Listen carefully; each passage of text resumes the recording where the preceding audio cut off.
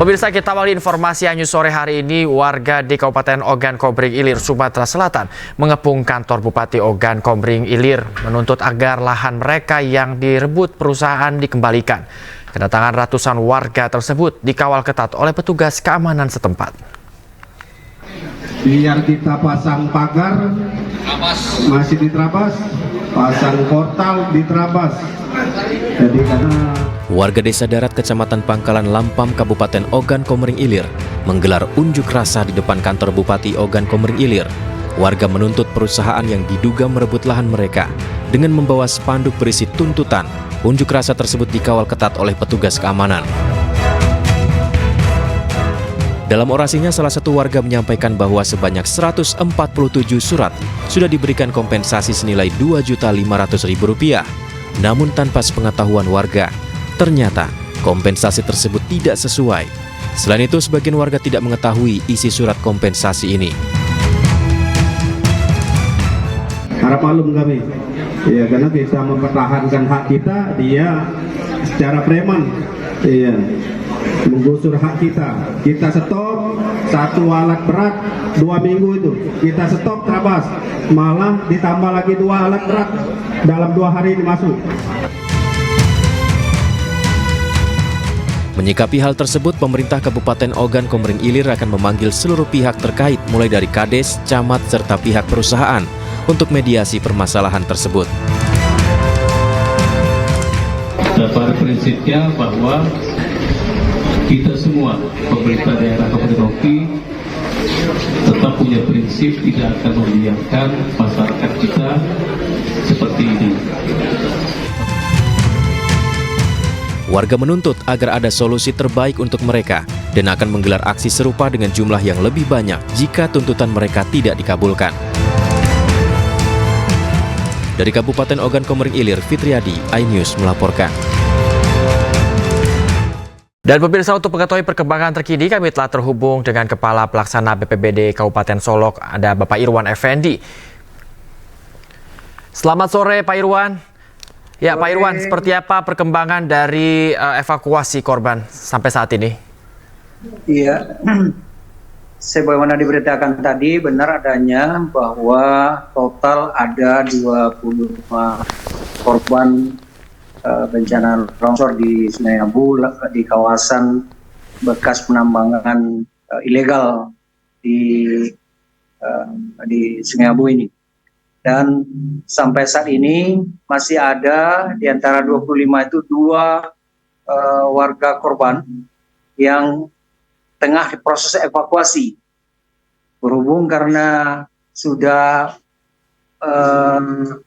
orang yang ke-24 dan 25 yang akan dievakuasi, sehingga tenaga teman-temannya yang semula ada di lokasi yang tidak terdampak longsor dan evakuasi para teman-teman yang terkena dampak dari lokasi yang berjarak juga sangat jauh, untuk perjalanan 4 jam lebih sampai 6 jam, maka tenaga yang standby di sana semakin berkurang, maka kita mendropping tambahan tenaga untuk evakuasi. Sedari jam 8 pagi tadi, sejumlah 140-an tenaga dari berbagai unsur telah kita kerahkan berangkat jam 8. Namun sampai hari ini jam 5 sore waktu Indonesia Barat, evakuasi kedua korban belum sampai di posko. Kami tengah menunggu di posko saat ini. Demikian. Ya, Pak Irwan, masih ada 2 yang belum dievakuasi. Lalu kira-kira seperti apa yang akan dilakukan untuk dapat mengevakuasi keseluruhan korban? Kenapa? Iya, masih ada 2 yang belum dievakuasi, betul. Lalu seperti apa yang akan dilakukan ke depannya agar seluruh korban ini keseluruhannya bisa dievakuasi? Iya, kita berharap mudah-mudahan tidak ada lagi korban yang tersisa. Karena memang harus diakui, karena jarak yang begitu jauh dan tidak ada sinyal telepon seluler di kawasan lokasi terdampak longsor, maka kita tidak tahu persis isinya, termasuk keadaan daripada korban-korban di sana. Korban-korban mungkin bahkan areanya pun tidak kita ketahui, kecuali hasil videoan atau fotoan dari para teman-teman dari dalam yang kemudian sampai di lokasi posko. Nah, mungkin jadi ke depan masih akan ada setelah 2 orang ini, mungkin. Tapi kita berharap tidak ada lagi. Nah, kalau seandainya memang tidak ada lagi, kita akan sepertinya mengakhiri pencarian dan evakuasi, dan itu mungkin dilakukan besok pagi. Kita berharap sore ini atau malam ini kedua korban luka yang tengah dievakuasi oleh 140-an para relawan kita dari berbagai unsur yang berangkat tadi pagi, mudah-mudahan bisa terlaksana dengan sebaik-baiknya. Ya, Pak Irwan, informasi yang kami dapatkan yang menjadi kendala adalah jarak yang cukup jauh. Adakah kendala lainnya Bapak yang masih dialami untuk mengevakuasi korban? Iya, selain jarak terlalu jauh, juga medannya sangat berat, luar biasa berat. Medannya sangat berat. Saya sendiri memang tidak pernah ke lokasi, tapi saya bisa membayangkan, saya pernah mengalami hal yang sama ketika saya pernah jadi camat di lokasi yang kurang lebih sama. Ya. Malah perjalanan saya itu 22 jam malah. Jalan kaki juga. Nah, tapi itu bukan soal bencana sih. Ya. Di 20 tahun yang lalu kira-kira. Artinya saya bisa membayangkan betapa sulitnya teman-teman mengevakuasi korban. Baik. Meski waktunya cuma 4-6 jam atau lebih. Baik, Pak Irwan, kita harapkan evakuasi bisa berjalan dengan lancar dan seluruh tim juga bisa dapat bertugas dengan selamat. Pak Irwan, terima kasih banyak telah bergabung bersama kami di iNews Sore. Selamat kembali bertugas kembali, Pak Irwan. Terima kasih. Oke, terima kasih kembali. Dan pemirsa, untuk mengetahui informasi selengkapnya, kami telah terhubung dengan Menteri Kesehatan ke-15 Republik Indonesia tahun 2004 sampai 2009, ada Ibu Siti Fadila Supari yang sudah bergabung bersama kami. Selamat sore Bu Siti. Ibu, seperti apa keadaan Ibu saat ini? Kami ingin tahu terlebih dahulu. Sebetulnya saya tadi datang itu terlambat. Jadi kejadian itu sudah berlangsung, tapi cuma saya melihat panggung itu berantakan, jadi sudah tidak ada backdropnya lagi, tidak ada panggungnya lagi, panggungnya sudah berantakan begitu. Dan aneh bener, di tempat kalau datang kan pasti ada absen itu atau selamat datang atau gimana, itu semua sudah berantakan, jadi sudah diambilin pin-pin, diambil. Kemudian kalau kita datang di suatu pertemuan kan ada meja tuh, datangan itu sudah nggak ada, karena saya datangnya jam 11. Nah, jadi sudah itu sudah berlangsung. Jadi saya hanya mendengar dari ceritanya, dan saya juga melihat gambarnya. Kedatangan itu sangat tiba-tiba dan sangat brutal. Karena ini undangan ini sebetulnya undangan yang sudah sangat biasa yang dilakukan oleh FTA. FTA itu Forum Tanah Air. Forum Tanah Air itu adalah forumnya diaspora. Diaspora itu orang Indonesia yang menetap di negara-negara. Jadi setiap pertemuan ini sebetulnya pertemuan silaturahmi, biasanya kita adakan kalau halal habis Lebaran begitu. Nah, ini kebetulan para diaspora sedang pada di Indonesia, pengen ketemu dengan tokoh-tokoh nasional, pengen menanyakan bagaimana situasi negara ini diskusi kebangsaan.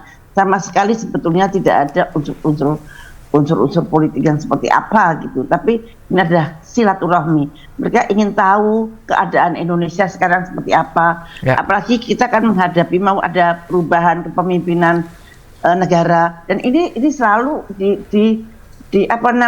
dilihat di 5 benua, dan selalu jadi streaming di seluruh dunia. Itu ada 5 benua, jadi ada 22 negara. Jadi ini terekam di 22 negara.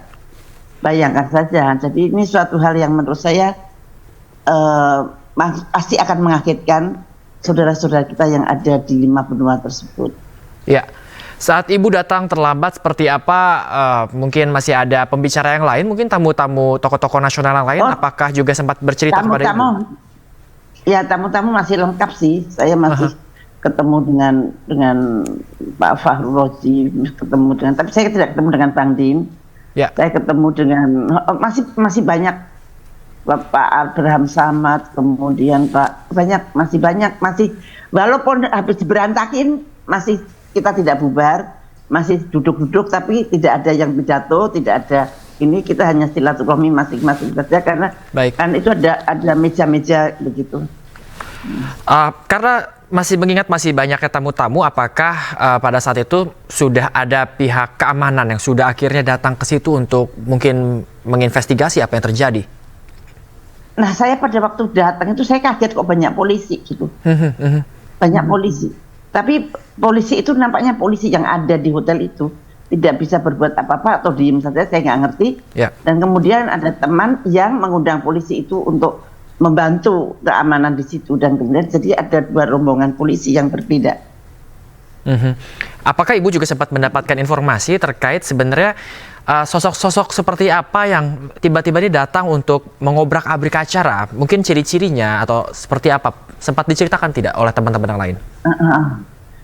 Ya, ciri-cirinya itu Anda bisa lihat sendiri di itu ya, mereka pakai masker dan kebanyakan baju-baju kayak pakai baju jeans dan hitam-hitam, dan itu masuk aja.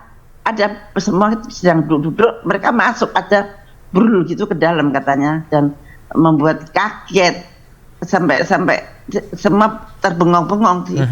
Dan kemudian ke panggung dan kemudian merusak panggung itu, lihat. Merusak panggung. Nah, itu saya datang tempat untuk pidato segala sudah nggak ada. Sudah bersih. Nah, itu diambil-ambilin begitu. Jadi itu sudah bersih. Saya heran, loh kok nggak ada panggungnya? Biasanya ada panggung. Nah, mengejutkan ya. Panggungnya. Ya, Ibu, ada informasi yang didapatkan, ada demo kah di depan lokasi acara saat acara sedang berlangsung? Ada demo. Malah saya dikirim gambarnya dikirim sama supir saya. Supir saya mengirimkan ke asisten saya. Ibu baik-baik saja kan? Ini ada demo lah, itu di demo di depan itu di demo. Ada demo. Ya mereka itu yang demo saya kira. Jadi saya waktu di dalam itu masih banyak orang di depan hotel yang sopir saya mengirim gambar. Sopir saya khawatir terhadap saya ada di dalam. Jadi dia bagaimana ibu-ibu kan nggak apa-apa kan, ini ada demo di depan hotel begitu. Bu Siti, apakah juga mendapatkan informasi terkait demonya ini soal apa sebenarnya? Aduh, saya tidak ada informasi. Nggak ada informasi. Karena udah saking bingung, sangat aneh, bingung, dan kemudian itu acara makan. Jadi saya juga langsung makan. Jadi saya datang langsung makan, langsung. Loh, jadi nggak ada yang bicara, ini nggak ada yang bicara sama sekali, nggak ada pidato-pidato. Dan kemudian setelah saya pulang, baru terjadilah wawancara tadi terhadap Pak Refli Harun, terhadap Bang Din. Nah itu setelah selesai semua sudah pada pulang, sudah banyak yang pulang. Ada tokoh-tokoh yang masih di situ yang diwawancarai gitu. Kalau saya sudah pulang itu. Ya, Ibu tadi juga menceritakan kepada kami bahwa acara ini adalah acara silaturahmi antara diaspora dari banyaknya tamu-tamu yang datang seperti itu, dan mereka ingin mengetahui sebenarnya seperti apa kondisi Indonesia. Apakah di antara acara-acara ini juga ada mungkin yang mungkin evaluasi terkait pemerintahan atau seperti apa? Apakah ada, Ibu? Selama saya datang saya nggak sempat mendengarkan, saya tidak sempat, karena saya datang sudah berantakan, sudah nggak ada lagi acara. Jadi menurut saya sih enggak ya, karena itu suatu FTA itu satu kayak paguyuban yang adem ayem sih sebetulnya. Cuman mereka kan orang-orang di luar negeri, jadi pengen tahu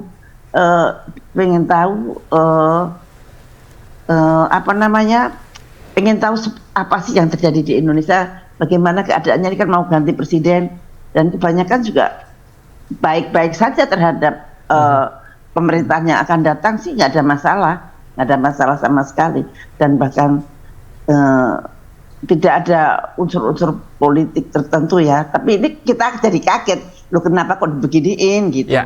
Banyak kayak Pak Refli Harun itu sangat kaget. Saya datang tidak bersama-sama dengan Pak Refli Harun, kami datang masing-masing, dan Pak Refli Harun juga agak terlambat itu, dia tidak saya kira juga dia agak terlambat menurut saya sih.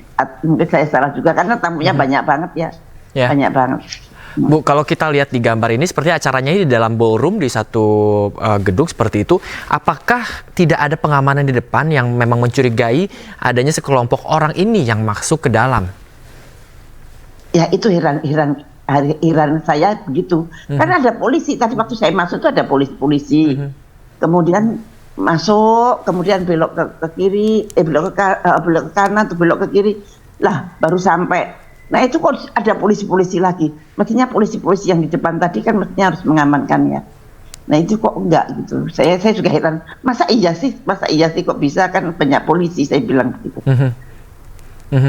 Setelah sekelompok orang yang tidak dikenal ini menggobrak-gabrik acara, apakah seluruh yang terlibat di dalam acara ini atau tamu-tamu yang lain itu langsung bubar, atau sebenarnya masih ada sempat singgah untuk mungkin tetap berbincang sedikit seperti itu?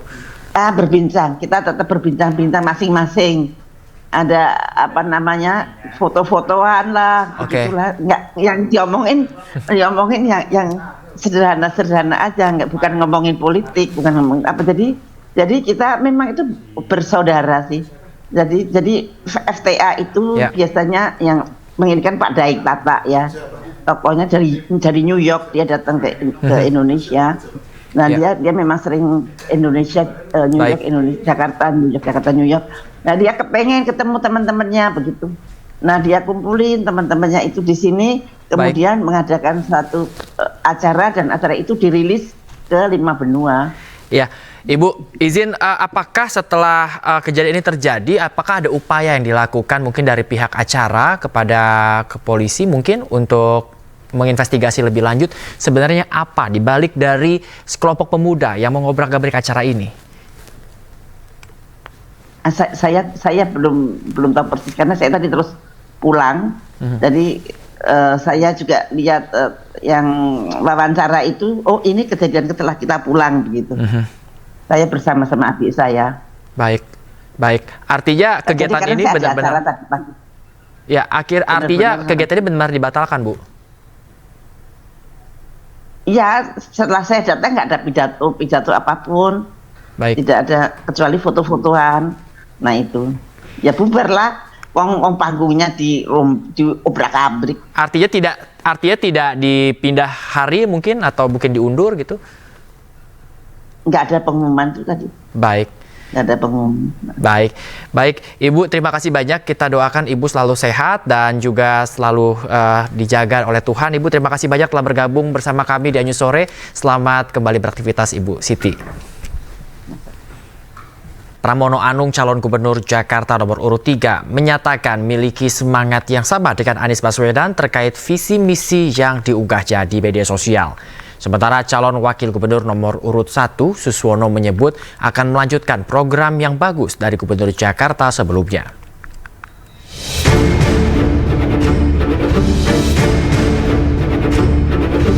Gubernur DKI Jakarta periode 2017-2022 Anies Baswedan mengunggah laman visi misi dan program kerja yang sempat disusun untuk direncanakan menuju Pilgub Jakarta 2024.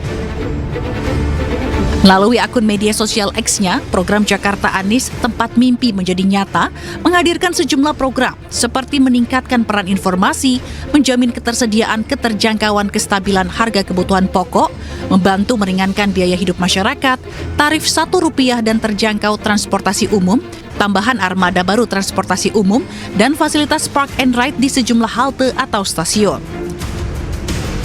Anies mengungkapkan program ini disiapkan sejak awal niat maju Pilgub Jakarta, namun qadarullah ternyata dirinya tidak ikut kontestasi Pilgub. Meski gagal maju Pilgub Jakarta 2024, Anies mengunggah visi misi untuk referensi perbandingan pasangan calon yang sudah ditetapkan. Sebelumnya, Anies sempat mengunggah video menjawab pertanyaan soal arah dukungannya di Pilkada Jakarta 2024. Anies juga sampaikan pesan untuk pendukungnya yang disebut anak abah agar tidak buru-buru dalam memilih dan mencari tahu tentang visi misi para paslon. Bicara menentukan pilihan, tidak bisa menentukan pilihan tanpa tahu apa nilainya, apa gagasannya, apa rencananya, apalagi hanya dengan diajak. Saya rasa kita semua selama ini tidak pernah menentukan pilihan semata-mata karena diajak. Kalau karena diajak, mana nilainya, mana visinya. Nah, jadi teman-teman sekalian, menurut saya terlalu awal saat ini untuk menentukan sikap, menentukan pilihan. Pada akhirnya semua akan menentukan. Tapi minimal sekurang-kurangnya lihat dulu dokumen visinya, lihat dulu misinya, lihat dulu rencana kerja, minimal lihat itu. Lalu jangan buru-buru sepanjang waktunya. Jadi saya berharap pada semua sabar, pantau, bandingkan, nanti baru kemudian menentukan arahnya kemana.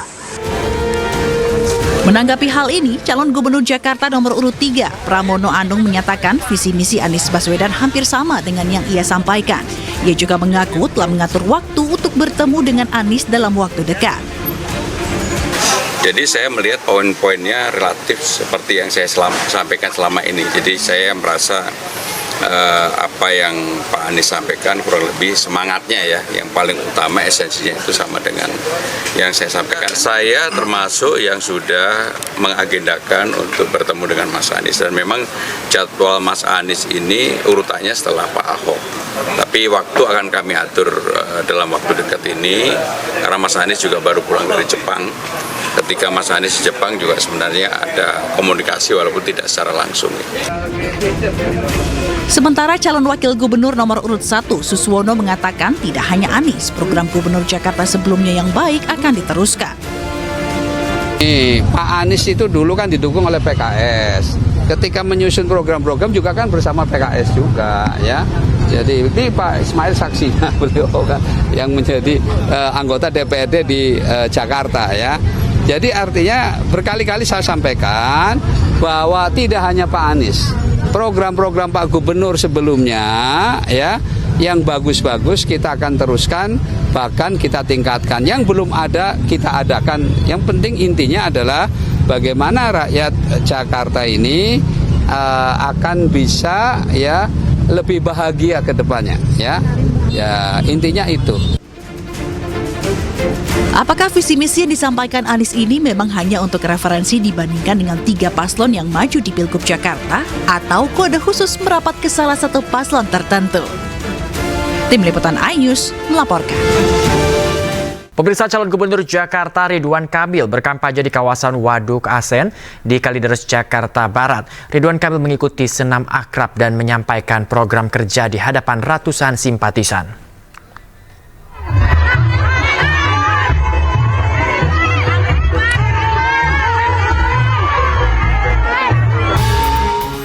Calon Gubernur Jakarta Ridwan Kamil berkampanye di kawasan Waduk Aseni, Kalideres, Jakarta Barat. Ridwan Kamil mengikuti senam akbar bersama ratusan ibu-ibu.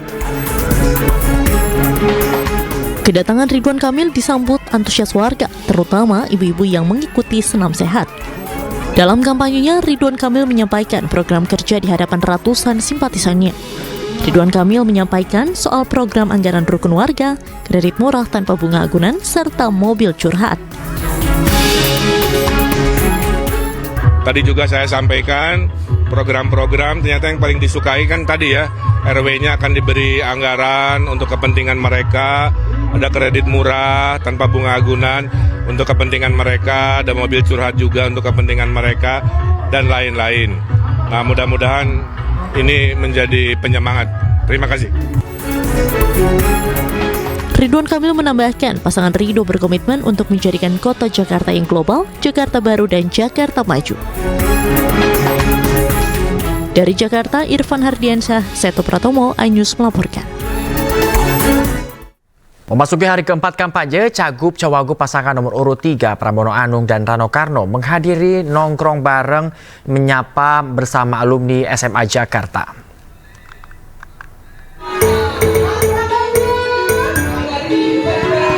Memasuki hari keempat kampanye, Cagup Cawagup pasangan nomor urut 3 Pramono Anung dan Rano Karno menghadiri nongkrong bareng menyala bersama alumni SMA Jakarta di Gor Bulungan, Jakarta Selatan. Antusiasme, kemeriahan, dan keceriaan mewarnai sepanjang acara. Sejumlah atribut mulai dari kaos, spanduk digunakan dalam mendukung pasangan yang memiliki program Jakarta Menyala tersebut. Pramono mengungkapkan alumni SMA Jakarta menginginkan 2 hal untuk dituntaskan, yakni berantas korupsi dan mengurangi kesenjangan di Jakarta.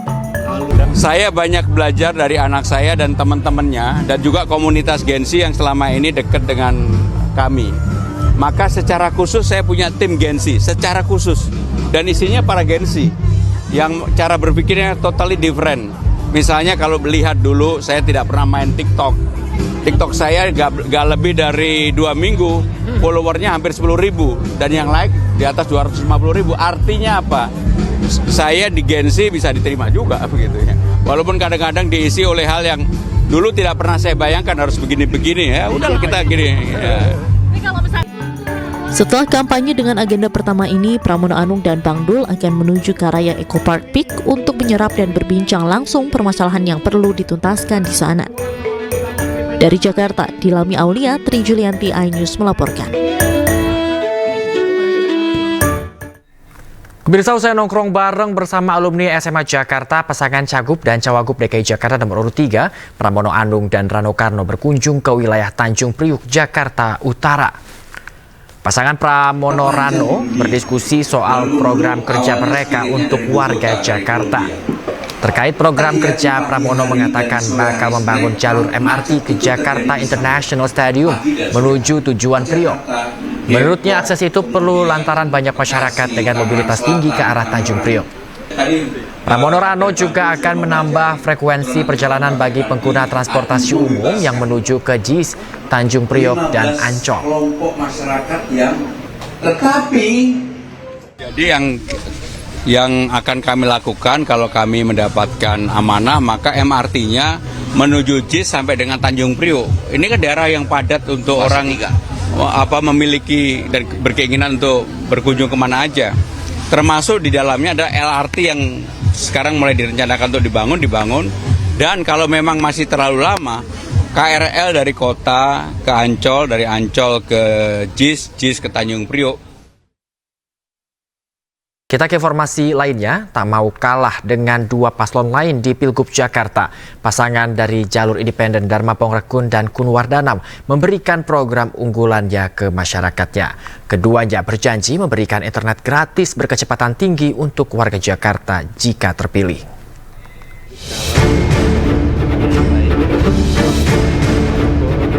Calon Wakil Gubernur Jakarta nomor urut 2, Kun Wardana, menghadiri dialog bersama Forum Purna Pejabat Pemprov DKI di kawasan Kebayoran, Jakarta. Dalam kesempatan ini, Kun menyampaikan program internet gratis dan cepat untuk warga Jakarta. Dengan koneksi internet terbaik, warga Jakarta diyakini bisa melakukan banyak kegiatan dari rumah saja. Dan ini akan mengurangi angka kemacetan di Jakarta. Kalau semua sudah tadi terkoneksi dengan internet, ya, maka masyarakat bisa melakukan berbagai upaya, mulai dari hal misalnya bekerja, berusaha, ya, belajar, bahkan juga belanja, berekreasi itu bisa dari rumah, ya. Dan kalau apapun bisa dilakukan dari rumah, ini juga bisa mengurangi kemacetan. Paslon Dharma Kun juga berjanji akan menampung banyak aspirasi untuk dijadikan pertimbangan kebijakan solusi untuk permasalahan warga Jakarta. Tim Liputan iNews melaporkan. Pemirsa, kunjungi sejumlah pasar tradisional di Tuban, Jawa Timur. Calon Gubernur Jawa Timur nomor urut 2, Khofifah Indar Parawansa, disambut bahagia ratusan pedagang dan masyarakat. Selain sebagai bentuk dukungan keberadaan pasar tradisional, Khofifah menyebut pasar tradisional menjadi titik strategis karena bisa menjadi ladang perputaran ekonomi.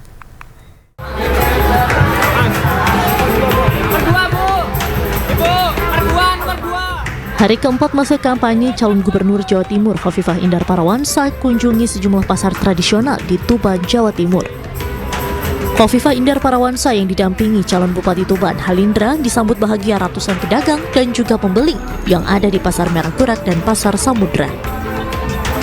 Sementara itu, Khofifah mengaku sangat berterima kasih atas sambutan dan rasa cinta masyarakat Jawa Timur dalam menyambutnya di setiap kali momen kunjungan warga, khususnya saat berkunjung ke pasar-pasar tradisional. Pasar menjadi bagian penting untuk melakukan kunjungan karena di pasar biasanya banyak aspirasi, banyak rekomendasi dan juga ada doa-doa dari mereka luar biasa. sepanjang yang kami bersalam, doa mereka luar biasa, doa untuk kebaikan kita semua. Dan biasa saya cek harga sembako di sini, alhamdulillah semua stabil. Selain sebagai bentuk dukungan keberadaan pasar tradisional, Hovifah menyebut pasar tradisional menjadi titik strategis karena produk ekonomi di pasar tradisional sangat produktif. Selain itu, keberadaan pasar tradisional juga bisa menjadi ladang perputaran ekonomi hingga tingkat paling bawah. Dari Surabaya, Rahmat Ilyasan, iNews melaporkan. Beralih ke informasi lainnya, pemirsa, Presiden Jokowi menerima brevet kehormatan Hiu Kencana, lambang kehormatan Satuan Kapal Selam TNI Angkatan Laut. Penganugerahan dilakukan di atas KRI Dr. Rajiman Wedyo Diningrat yang berlayar menuju Teluk Jakarta.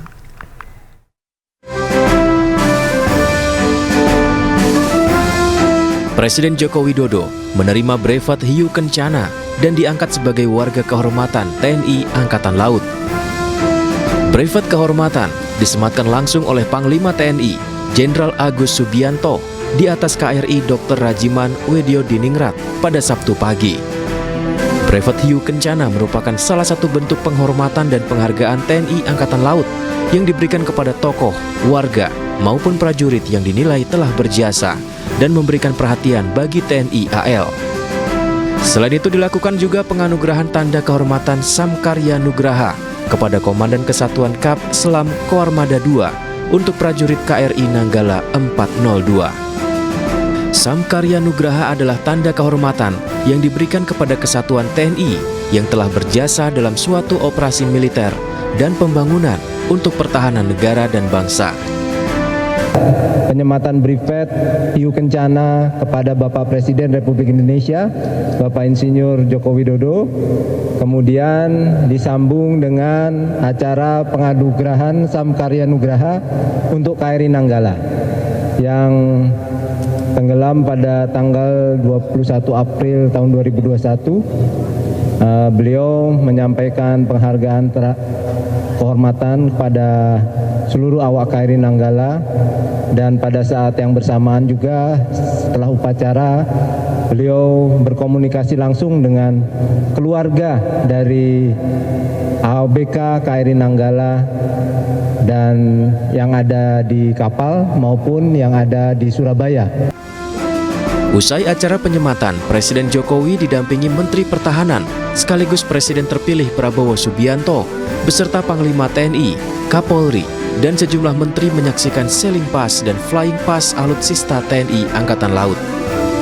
Dari Jakarta, Muhammad Zulhilmi, Yudi Permana, iNews melaporkan. Pemirsa, sebuah organisasi yang menamakan dirinya Pasukan Bawah Tanah atau Pasbata atau Relawan Jokowi mengadukan pengamat telematika Roy Suryo ke Barreskrim Polri pada Jumat sore.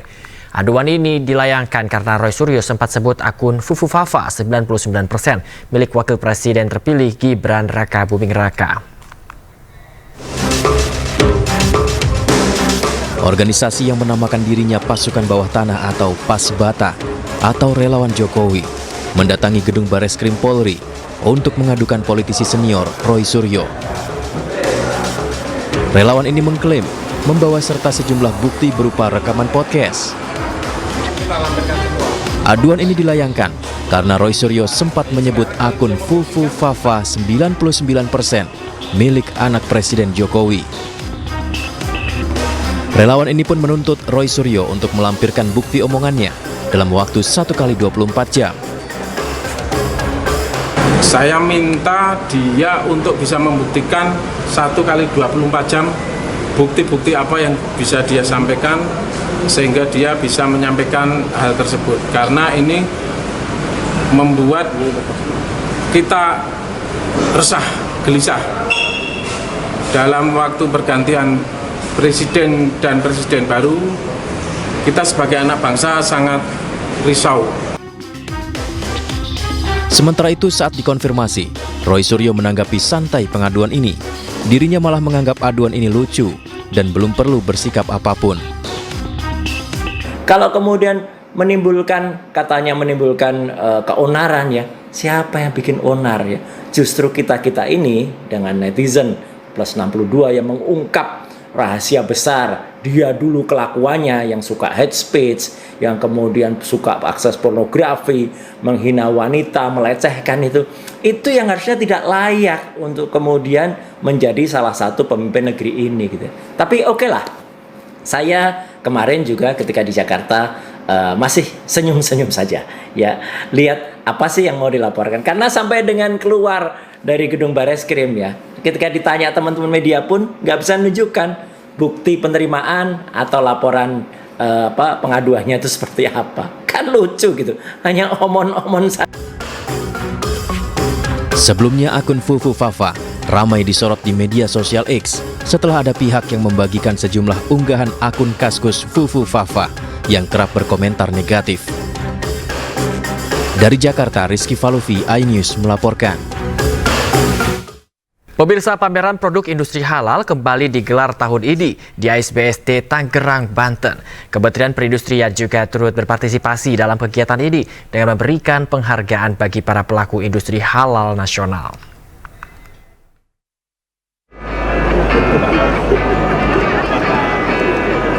Menteri Perindustrian Agus Gumiwang menghadiri acara pameran produk industri halal terbesar di Indonesia yang digelar di Hall 10 ASBSD Tangerang, Banten.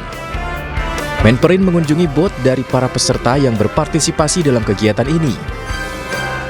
Pameran Indonesia Halal Industry Award ini merupakan pameran terbesar di Indonesia yang diikuti oleh sebanyak 350 peserta dari industri fashion, kosmetik, dan kuliner.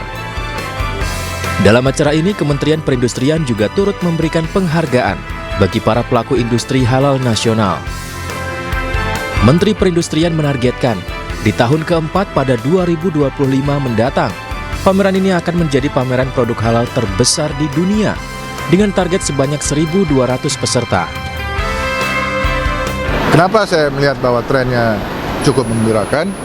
Di tahun pertama itu pesertanya hanya 150, saya tidak mengatakan baru, tapi hanya 150. Kemudian sekarang tahun ketiga sudah mendekati 1.000. Dan saya berharap bahwa pada tahun 2025 yang akan datang, ketika kita menyelenggarakan IHIA yang keempat, itu pesertanya bisa mencapai at least 1.200 produk, ya, 1.200 produk yang didaftarkan. Selain tersedia berbagai produk halal, pameran juga diisi berbagai aktivitas mulai dari talk show dan workshop, serta diharapkan dapat menginspirasi masyarakat untuk lebih aktif dalam mendukung industri halal. Dari Jakarta, Muharlim, iNews melaporkan. Pemirsa, MNC Peduli memberikan bantuan dan donasi kepada siswi penyandang disabilitas berprestasi di Sekolah Luar Biasa Yayasan Dwi Tuna Rawinala, Jakarta Timur. Aksi nyata ini guna mendukung dan memotivasi para penyandang disabilitas agar memiliki semangat dan kreativitas dalam menjalani kehidupan.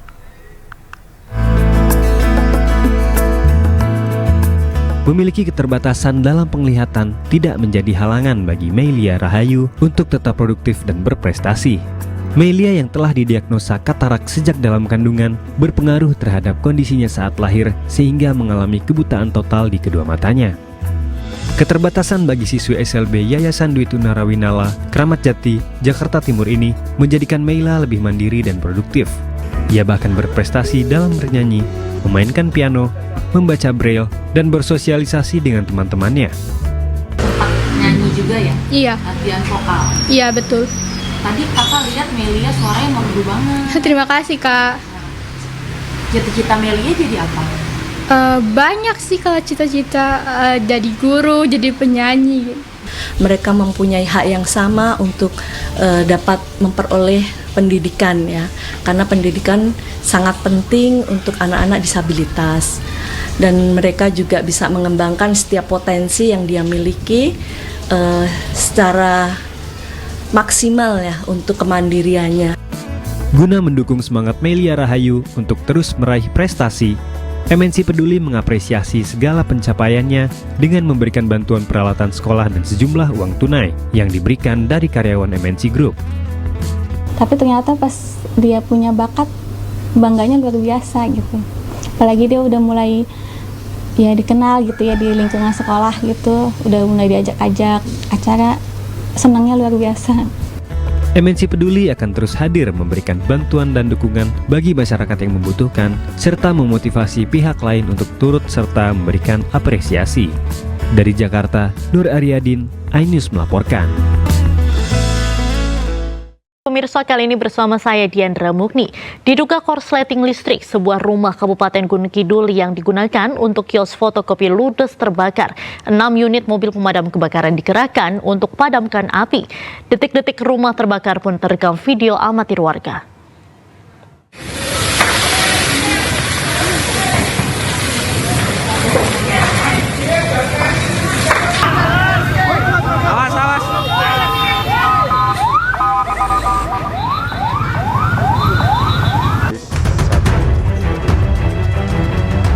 Diduga korsleting listrik, sebuah rumah di Desa Wonosari, Kecamatan Wonosari, Kabupaten Gunung Kidul terbakar.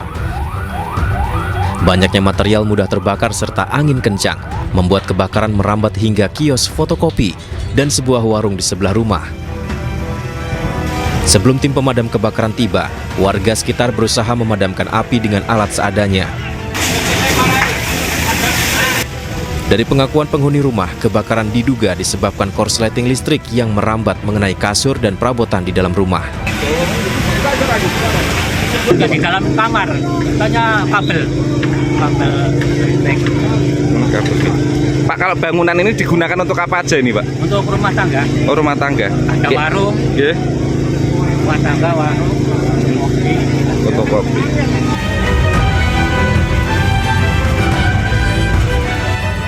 Tidak ada korban jiwa akibat kejadian ini. 6 unit mobil pemadam kebakaran dikerahkan untuk memadamkan api. Api bisa dipadamkan 1 jam kemudian. Dari Gunung Kidul, Yogyakarta, Kismaya Wibowo, iNews melaporkan. Anda kembali di iNews Sore. Pemirsa, sirkuit Mandalika lolos uji kelayakan dengan grade A dari Federasi Motor Internasional. Dengan hasil ini, sirkuit Mandalika telah siap menggelar balapan utama kelas dunia.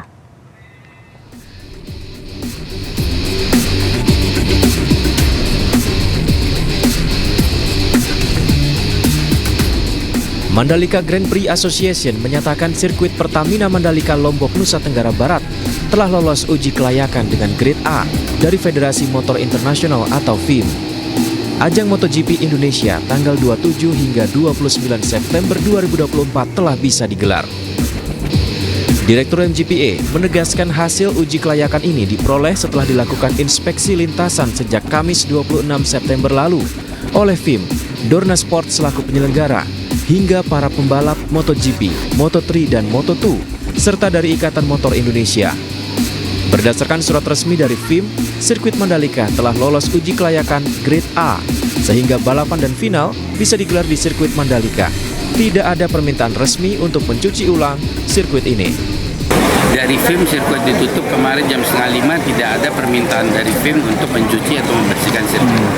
Jadi kalau tidak ada permintaan kami tidak akan mengerjakan karena memang nggak boleh ya. Takutnya nanti pernah kami kerjakan mereka komplain bekas racing line-nya hilang gitu ya. Jadi kami hanya kalau ada permintaan resmi dari Dorna baru kami sikat. Tapi memang sebelumnya sudah di sweeper. Waduh, kalau Mas nanya sudah di sweeper, di berita-berita koran kan kita udah sweeper 2 minggu yang lalu, kita cuci, kita semprot, kita sikat, kita bilas dengan air. Jadwal MotoGP hari kedua merupakan praktis dan sprint race yang akan dijalani oleh para riders untuk mendapatkan poin dan menentukan starting grid. Dari Mandalika, Lombok, Muzakir, iNews melaporkan. Pemirsa, sejumlah pembalap MotoGP, Moto2 dan Moto3 hijaukan kawasan sirkuit Mandalika dengan melakukan penanaman pohon. Langkah tersebut sebagai bentuk kepedulian pembalap terhadap lingkungan di sirkuit Mandalika.